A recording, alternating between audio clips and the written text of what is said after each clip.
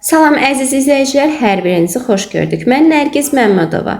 Bugün sizinlə Newton qanunları, Newtonun birinci qanunu, inersial hesablama sistemləri, kütlə və sıxlıq mövzusundan test izahına baxacağıq. İndi isə gəlin başlayaq. 1. Bir cismin digərini xarakterizə edən fiziki kəmiyyət, bir cismin digərinə nəzərən təsirini xarakterizə edən fiziki kəmiyyətə nə deyilir? Qüvvə deyilir. Cavab olur Y variantı. 2. 3 litr kərosinin kütləsini hesablayın. R'su bizə verilib. 3 litr onun həcmidir. Litri mütləq şəkildə burada metr kubu olduğuna görə metr kubuna çevirəcəyik. Onun üçün də vuracaq 10 üstün mənfi 3 metr kubu olacaq. Bizdən kütləni soruşur. Kütlə bərabərdir. Rho vurulsun V'yə. Hesablayaq. R'muz 800'dür. 3 vurulsun, V'si də 3 vurulsun, 10 üstün mənfi 3'dür. Bu 2 ilə mənfi 3'ün 2 dənəsi gedəcək, qalacaq 10 üstün mənfi 1. 8'i də vuracaq 3'ə, eləyəcək 24 vurulsun, 10 üstün mənfi 1. Onu da mənfi 1'i də böləndə eləyəcək 2,4 kilogram. Cavab olur B variantı. 3. Hansı halda liftlə bağlı hesablama sistemini inersial hesab etmək olar? Əgər inersial deyirsə, bu o deməkdir ki, 2 hal mövcuddur. İnersial deyirsə, birinci halda ya hərəkət bərabər sürətlidir, ikinci halda sükunətdədir. Biz baxırıq indi hərəkətlərimizə. Yeyinləşən hərəkətdə yuxarı qalxır, deyil. Yeyinləşən hərəkətdə aşağı düşür, xeyr. Sərbəst düşür, xeyr. Y variantında yavaşlayan hərəkətdə aşağı düşür, xeyr. Bərabər sürətlə aşağıya düşür. Biz də demişdik ki, inersial deyirsə, ya bərabər sürət ya da sükunət olmalıdır. Ona görə də cavab olur D variantı. 4. K inersial hesablama sistemində cisim müəyyən H hündürlüyündən 3 saniyə müddətində düşür. Bu cisim K sisteminə nəzərən 10 metr bölü saniyə sürətlə, düz xətlə bərabər sürətlə hərəkət edən K sistemində eyni H hündürlüyündə hansı müddətə düşər? Əgər bizə inersial hesablama sistemində deyirsə, o zaman K inersial sistemində də K inersial sistemində də hər ikisində onun zamanı eyni olacaq. Yəni T bərabərdir T'-ə. Y variantı.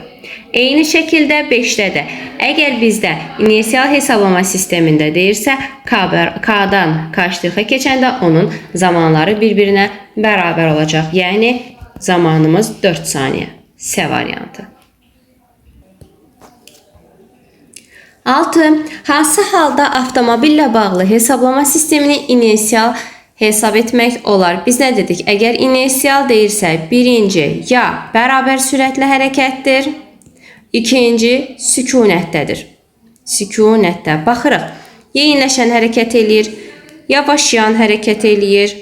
Sonra burada Y variantında yeyinləşən hərəkət edir. İndi baxırsınız B və D-yə. Birində deyir üfüqi şosedə düz xətli bərabər sürətlə hərəkət edir. Bir də deyir düz bucaq altında yerləşən küçəyə bərabər sürətlə dönür. Baxın, dönür deyirsə biz onu nəzərə almayacağıq. Məsələ bizim düz xətli bərabər sürətlə hərəkət etməyimizdədir. Ona görə də olacaq B variantı. Sabit qüvvənin təsiri ilə cisimlərin aldığı təcillərin onların kütlələrindən asılılığı A bərabərdir F bölünsün M. Baxırıq, A M-lə necə mütənasibdir? Tərs mütənasibdir. Keçdik. 8. Sıxlığı buranı çizdim. Rho bərabərdir. Rho var. Bir cins metal kürənin radiusu R-dir. Kürənin kütləsi hansı ifadə ilə təyin olunur? Biz nə dedik? Dedik kütlə bərabərdir. Rho vurulsun V-yə.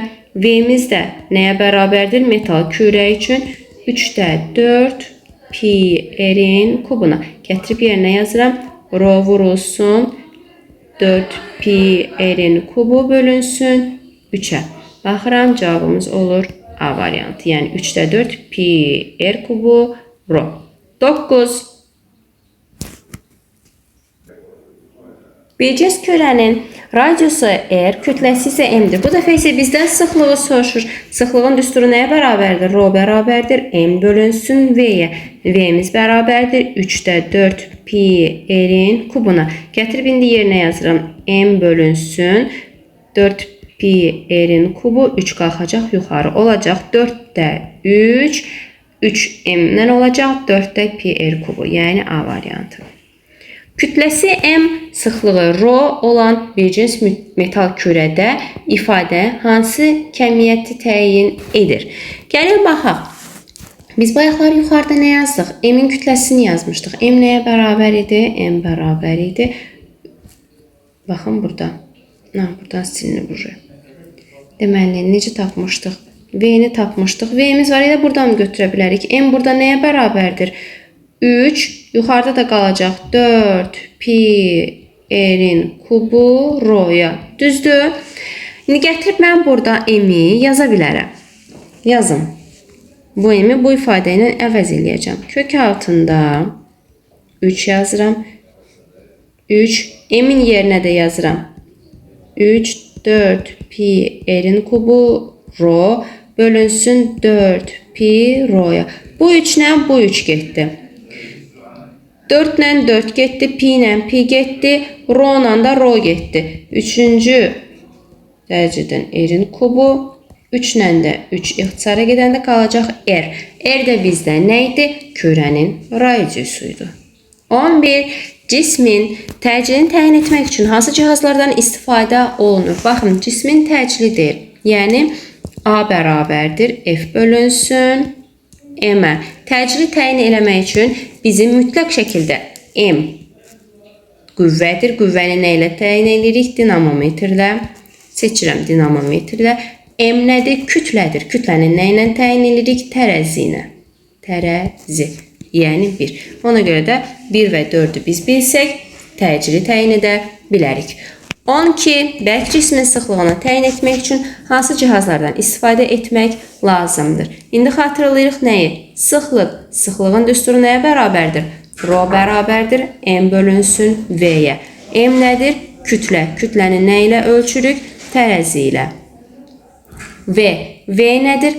Həcmdir. Həcm nə ilə ölçülür? Təbii ki, menzurka ilə. Menzurka. Aha, deməli, menzurka və tərəzini bilsək, yəni 2 və 4-ü bilsək, biz bərk cismin sıxlığını təyin edə bilərik. 13. Həcmi verilib bizə. Biz mütləq şəkildə burada metr kubu var deyə litri keçirəcəyik, yazacaq 4 vurulsun 10 üstün mənfi 3 metrin kubu. Kütlə verilib və sıxlığı soruşur. Rho da bərabərdir M bölünsün V-yə. M-imiz 2-dir. V-imiz 4 vurulsun 10 üstün mənfi 3-dür. 2 ilə 4 ixtisara gedəndə qalacaq burada 2. 2-də 1 eləyəcək 0,5 vurulsun 10 üstü mənfi 3. Bu mənfi ilə də bu 0 gedəndə 5 yanında da 2 dənə 0 qalacaq. Çünki 0-ın biri getmişdi. Olur kiloqram bölünsün metrin kubu. Yəni Y variantı. Keçdik. 14. Kütləsi 3 kiloqram olan mayenin həcmini hesablayın. Bu dəfə də bizə Rho-nu verib. Həcmini təyin eləmək üçün bizim əsas düsturumuz nə idi? Rho bərabərdir M bölünsün V-yə. Onda V nəyə bərabər idi? M bölünsün Rho-ya. M-imiz 3-dür. Rho-muz 500-dür. İndi biz bunu təyin eləməliyik. Biz demişdik ki, baxın, bizdə cavablarda litrlə verilib deyə biz birinci yazmalıyıq. Metrin kubu 10 üstü 3, yəni vurulsun 10 üstü 3 litr deməkdir. Bunu yaddaşımızda saxlayaq. İndi mən aşağını vururam 2-yə. Daha dəqiq təyin eləmək üçün 2-yə vuracam. Yuxarı olacaq 6, aşağıda olacaq 1000. Biz nə dedik? Dedik ki 10 üstü 3'dür. Düzdür. Biz burada təyin eləmişik metr kubu ilə. Yəni 6 vurulsun 10 üstü mənfi 3 metrin kubudur. Biz onu litrə çevirmək üçün vuracaq 10 üstü 3'ə. O 3'lər də ixtisara gedəndə qalacaq 6 litr. Cavab olur B variantı. Beynəlxalq sistemdə qüvvənin ölçü vahidi hansıdır? Beynəlxalq sistemdə qüvvənin ölçü vahidi Newtondur. Newton hansı fiziki kəmiyyətin ölçü vahididir? Qüvvənin. Cismin həcmini hesablamaq üçün nəyi bilmək kifayətdir? Cismin həcmi V bərabərdir M bölünsün rho-ya. M nədir? Kütlə. V nədir? Sıxlıq. Onda biz kütlə və sıxlığı bilsək, təbii ki, hesablaya bilərik həcmi. 18. F2 qüvvəsinin hansı qiymətində cisim bərabər sürətlə hərəkət edər? Bərabər cismin bərabər sürətlə hərəkət etməsi üçün onun dartan həm sağ, həmçinin də sol, baxın sağ və sol tərəfdəki qüvvələr bir-birini tarazlaşdırmalıdır. Yəni bir-birinə bərabər olmalıdır. Bir növ F3 bərabər olmalıdır. F1 üstə gəlsin F2-yə. F3-ü mənə verib 40 bərabərdir. F1-imiz 10, F2-mizi təyin eləməliyik. F2 də bərabər olacaq 30 Newtona, yəni Y variantı. 19. F3 qüvvəsinin hansı qiymətində cisim bərabər sürətli təyin? Bərabər sürətli olması üçün bu tərəfə bərabər olmalıdır. Onda yazıram F3 bərabərdir. F1 üstə gəlsin F2-yə. Bizdən də F3-ü təyin eləməyi soruşur. 10 üstə gəlsin 20. F3 bərabərdir 30 Newton, yəni S variantı. 20. Verilmiş cismin təcrübəsinin ona təsir edən qüvvədən asılılıq qrafiki hansıdır? Qüvvəni yazmaq üçün, təyin etmək üçün A bərabərdir. F bölünsün, M yazırıq. A F ilə necə mütənasibdir? Düz mütənasib asılıdır. 21. Hansı ardıcıllıqla açar sözlərdən istifadə etməklə mətni tamamlamaq olar? Gedək birinci mətnini oxuyaq, gələk. Deyir, Newton qanunları ödənilən hesablama sistemləri deməli, biri ödənilən, biri ödənilməyən. Ödənilən olurdu inersial hesablama sistemi, ödənilməyən olurdu qeyri-inersial. Ona görə 3, 4 yazırıq burada. 3, bura yazırıq 4.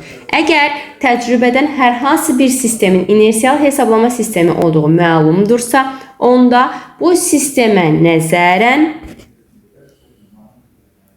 sükunətdə olan və ya düzxətli bərabər sürətli hərəkət edən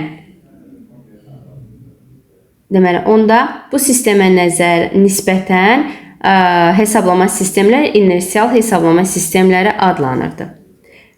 Hansılar qeyri-inersial idi? Təbii ki, hansı biz sükunətdə olan inersial hesablama demişdiksə, təcilli hərəkəti, yəni 2-ni də qeyri-inersial götürəcəyik. Burada yazıram 2. Cisimlərin müxtəlif inersial hesablama sistemlərində müxtəlif ola bilər. Gedək, baxaq. Sürətləri təbii ki, dəyişirdi. Lakin eyni cismin təcili, yəni təcili neçə qaldı? 5. Təcili bərabər olurdu. Baxırıq.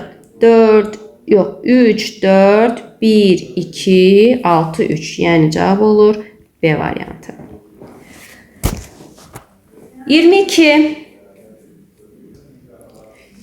Cismə əks istiqamətdə yönəlmiş 2 F1 və F2 qüvvəsi tətbiq edilmişdir. Bu cisimlərin əvəzləyicisinin modulunu hesablayın. Deməli, nə deyir mənə? Deyir ki, bir dənə F1 qüvvəsi sola gedir, məsəl üçün. Bir dənə də F2 qüvvəsi sağa gedir. Yəni, bir-birinə əks gedir. Burada F2 olsun. F1'imiz olsun 34, F2'miz də olsun 22. Mənə deyir ki, onların əvəzləyicisi hansı istiqamətdədir? Birinci bunu təyin edə bilərik. Hansı qüvvə böyükdürsə, o istiqamətdə olur bizim F əvəzləyicimiz və böyükdən kiçiyi çıxırıq, yəni F1-dən F2-ni çıxırıq, əvəzləyici qüvvənin qiymətini təyin edirik. 34-dən də 22-ni çıxanda eləyəcək 12 Newton. Sonra 23 cismə eyni istiqamətdə yönəlmiş 2 F1 və F2 qüvvəsi. Eyni istiqamətdə deyilirsə, biri F1'dir. Eyni istiqamətdə bu da F2'dir. F1'imiz 25'dir. F2'miz 17'dir. Bu qüvvələrin əvəzləyicisinin modulu nəyə bərabərdir? Əgər mən əvəzləyici qüvvəni tapmaq istəyirəmsə, mütləq şəkildə istiqaməti elə əvəzləyici qüvvənin istiqaməti hərəkət, yəni qüvvə istiqamətindədir. F əvəzləyicisi və əvəzləyici qüvvənin qiymətini təyin eləmək istəyirəmsə, onların ikisinin cəminə bərabər olacaq. 25 ilə də 17-ni toplayanda eləyəcək 42 Newton, yəni C variantı. 24. Cismə təsir edən qüvvələrin əvəzləyicisi sıfıra bərabər olduqda cismin sürət zaman asılılıq qrafiki deyir. Baxın, bizə deyir ki, təcili sıfır deməkdir. Çünki biz nə demişdik? Biz demişdik ki, əvəzləyici qüvvənin F əvəzləyicinin sıfır olmağı elə təcilin sıfır olmağı deməkdir. Əgər təcilimiz sıfırdırsa, bu o deməkdir ki, bizim hərəkətimiz bərabər sürətli hərəkətdir. Bərabər sürətli hərəkətdə də V konstantdır. Ona görə də cavabımız olacaq A variantı. 25. Cismə biri digəri ilə 60 dərəcəli bucaq əmələ gətirən istiqamətdə 2F1 və F2 qüvvəsi tətbiq edilmişdir. Bu qüvvələrin əvəzləyicisini hesablayın. Əgər 2 dənə qüvvə və bucaq verilibsə bizə, F bərabərdir, F əvəzləyici bərabərdir. Kök altında F1-in kvadratı üstə gəlsin, F2-nin kvadratı üstə gəlsin. 2F1, F2 kosinus alfaya bərabərdir. Yəni, indi hesablayaq. F əvəzləyicisi bərabərdir. Kök altında F'in kvadratı 9 üstə gəlinsin, 16 üstə gəlinsin.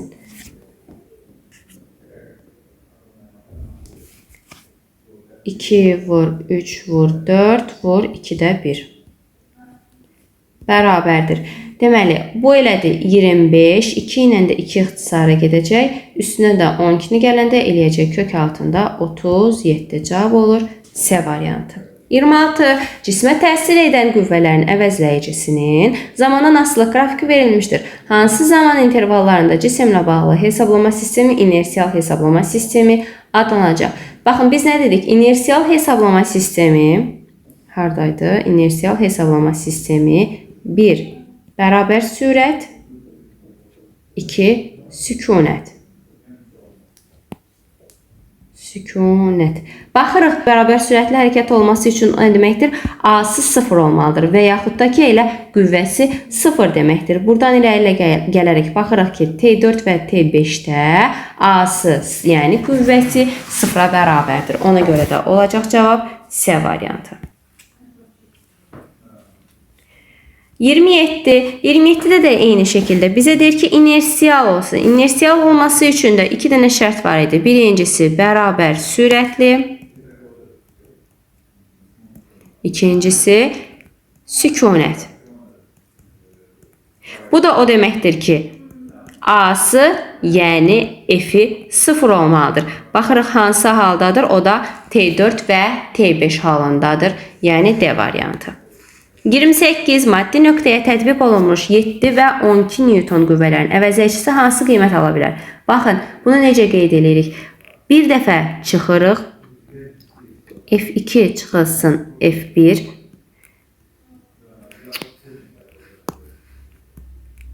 F əvəzləyici. F1 üstə gəlsin F2. Deməli, biz nəyi nəzərə alırıq?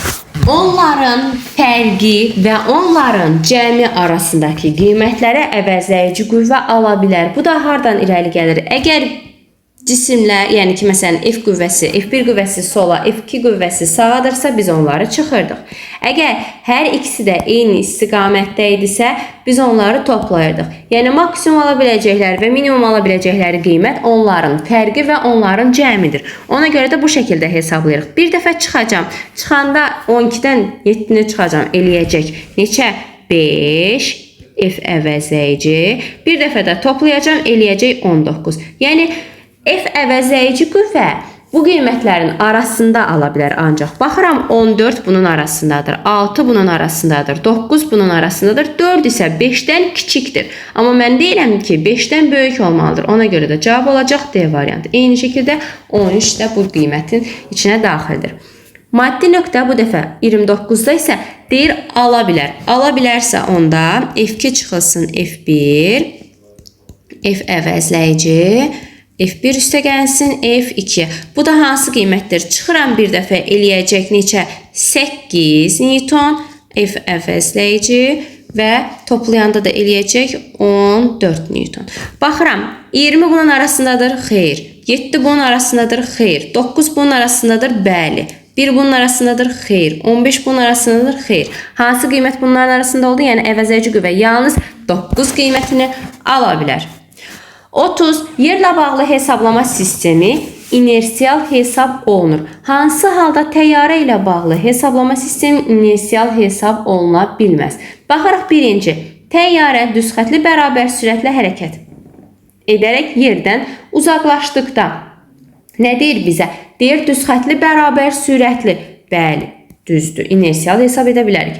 Təyyarə üfüqi istiqamətdə sabit təcillə. Təcil dedi, getdi. 3. Təyyarə bərabər sürətlə hərəkət edərək istiqamətini dəyişir. İstiqamətini dəyişirsə artıq sayılmır. Necə ki, bundan öncəki misalda da biz onu demişdik.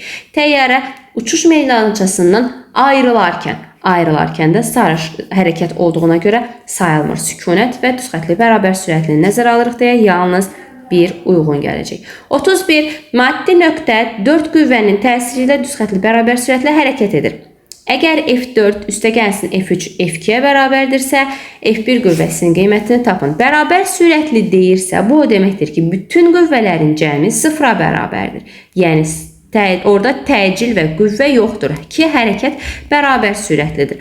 Onda mən necə eləyəcəm? 4 dənə qüvvəni toplayacağım, yazacağım burada. F1 üstə gəl, F2 üstə gəl, F3 üstə gəl, F4 bərabərdir sıfıra. Bu dəfə isə mənə deyir ki, F4 və F3-ün cəmi F2-dir. Baxın, bunun cəmi F2-dir. Onda belə aydın olur ki, F1 üstə gəl, F2 üstə gəl, F2 bərabərdir sıfıra. F1 bərabərdir 2 dənə F eləyəcək. Belə yazaq da, üstə gəlinsin. 2F2 bərabərdir sıfıra. Mən də indi F1-i təyin eləmək istəsəm, keçəcək mənfi 2F2. Mənə nə deyir? Modulunu. Modulunu təyin edirəm. 2F2. Ona görə də cavab olacaq D variantı. 32. 32-də də eyni şəkildə ayrı-ayrılıqda gəlin yazaq. Burada da eyni şəkildə baxın, F1 üstə gəl, F2 üstə gəl, F3, F4. Əgər bərabər sürətlə hərəkət deyirsə, onun qüvvəsinin cəmi, yəni əvəzləyici qüvvəsi sıfıra bərabər olmalıdır. Əgər sıfıra bərabər olmalıdırsa, mən eyni şəkildə yazacağım. F1 və burada baxın tərsinə, burada F1 və F4-ün cəmi F3-dür. Mən də yazıram, F3 üstə gəlinsin, F2 üstə gəl, bir dənə də F3-ün özü bərabərdir sıfıra. Məndən nəyi təyin eləmək istəyir? F2-ni. F2 bərabər olur 2 F3-ə, amma modulunu istəyir deyə cavab olacaq. Modulda 2F3-ə. Cavab olur A variantı. Baxırıq 33-ə. Buranı biraz silim. Cismə təsir edən 4 qüvvədən 3-ü şəkildə təsvir edilmişdir. Cismin sükunətdə qalması üçün F4 qüvvəsi hansı istiqamətdə yönəlməlidir? Baxırıq, deyir ki, cismin sükunətdə qalması üçün onun əvəzləyici qüvvəsi 0 olmalıdır. Düzdür, bu o deməkdir ki, F1, F2, F3 və F4-ün cəmi 0 olmalıdır ki, sükunətdə qalsın. Gəlin də ayrı-ayrılıqda F1-in, F2-nin, F3-ün hamısının ayrı-ayrılıqda biz nəyini yazaq? Həm X-ını yazaq, həm də Y-ını təyin edək.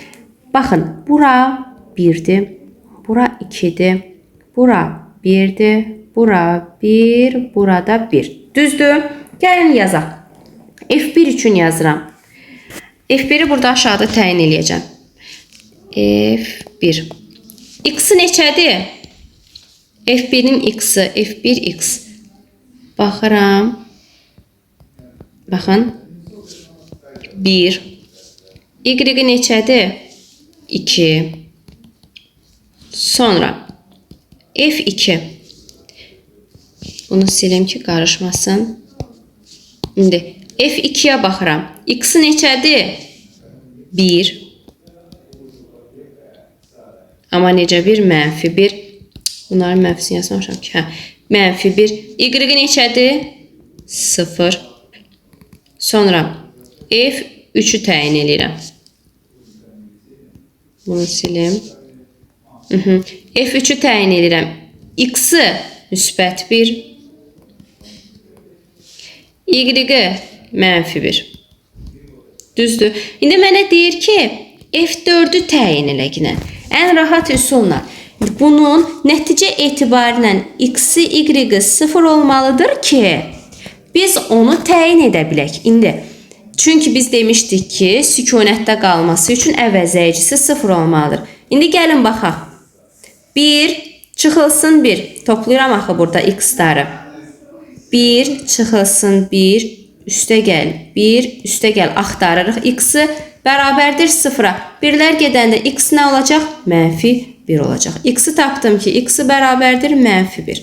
Y-imiz 2 üstə gəlinsin 0, çıxılsın 1, üstə gəlinsin y bərabərdir 0-a.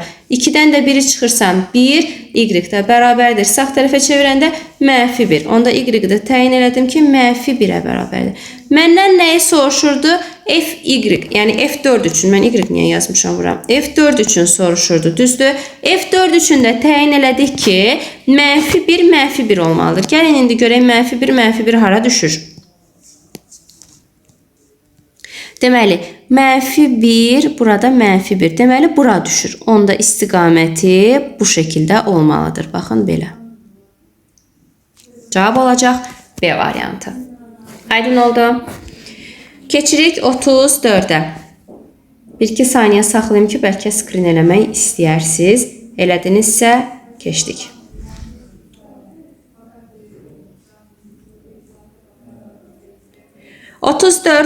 Uzunluğu 30 cm, eni 25 cm, qalınlığı 8 mm olan şüşənin kütləsini hesablayın. Biz nəyi fikirləşirik? Kütlə deyir, M bərabərdir rho V. V-ni tapmaq üçün V bərabərdir. Əgər söhbət şüşədən gedirsə, onun həm uzunluğu, həm eni, həm də qalınlığı verilibsə, A, B, C ilə onun həcmini təyin edə bilirik. Hamısını gətirək nəyə? Metrə. Niyə? Çünki metrindən soruşur bizdən cavabı. 30, 1 metrimiz 100 santimetrdir. Yazıram 30 bölünsün 100. Vur olsun 25 bölünsün 100. Vur olsun. 1 metrimiz neçə millimetrdir? 1000 metrdir. Aha, indi bunu da çevirmək üçün yazacağım 8 bölünsün 3 dənə 0 bərabərdir. 25 ilə 100 getdi, qaldı burada 4. 4 ilə 8 getdi, burada qaldı 2. Bu sıfırlar burada gedəcək. Sonra bu 2 ilə də bunu ixtisar aparsam 5, qaldı aşağıda 5000, yuxarıda da 3. Bu bizim həcmimizdir. İndi isə mənə deyir ki, kütləni təyin elə gələn. Kütlə də bərabərdir rho vurulsun V-yə. Rhomuz da 2500-dür. V-ni də təyin elədim ki, 5000, yuxarıda da 3. 2500-dən də 5000 ixtisara gedəndə burada qaldı 2. 3 bölünsün 2. 1/5. Cavab eləyəcək 1/5. Bu mövzudan da bu qədər. Növbəti videoda görüşənədək. Sağ olun.